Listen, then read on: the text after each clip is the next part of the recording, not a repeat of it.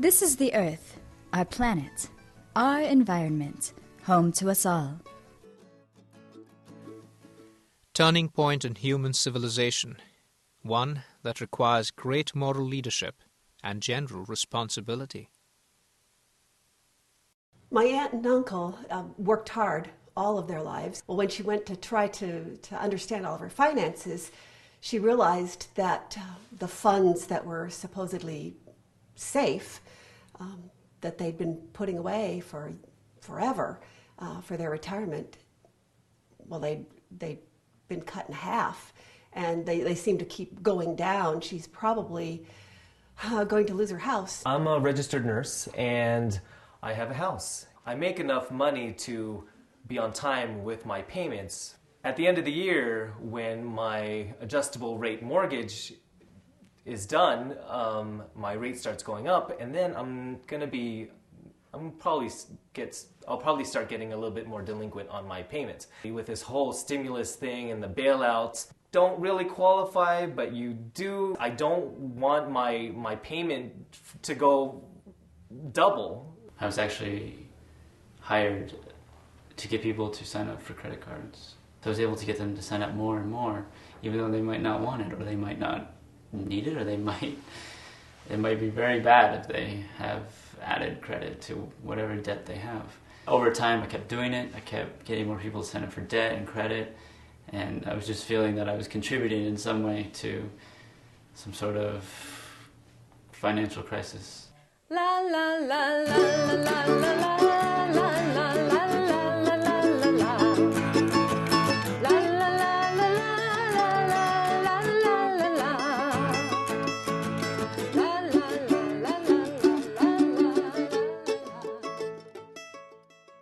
We are in a global economic crisis.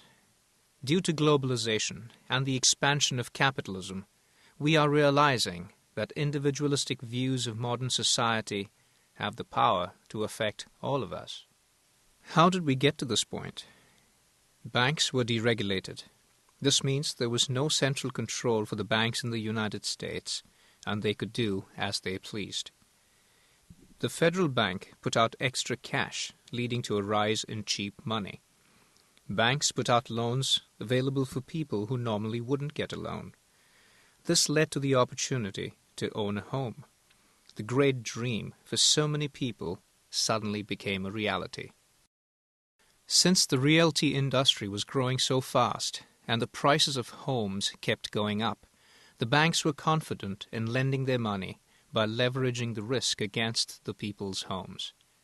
However, the banks knew their interest rates were not fixed. They had variable interest rates that could rise. Not only were the new homeowners involved, but also everyone who had a credit card. The banks had no guarantee that these people could pay back the money they owed. This became an evident risk. If the interest rates were to suddenly grow, many of these new homeowners wouldn't have enough to pay the new interest back. Credit card users would also have a rough time making their payments on time.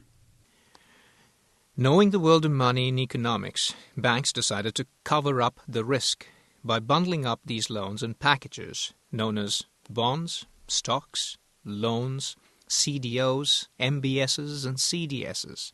These bundles were given a rating by rating agencies that didn't really understand the products they were selling. These packages were later sold to private buyers who had confidence in the rating of the bundles they were buying.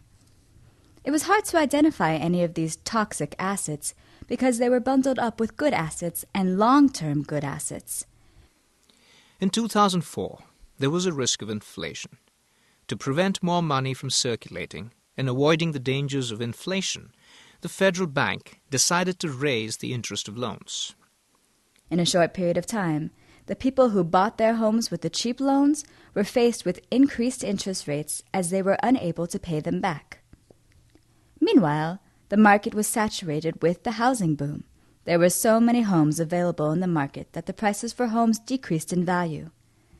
Since the interest rates rose and the homes decreased in value, people were no longer able to use the value of their home for leverage, collateral, or equity.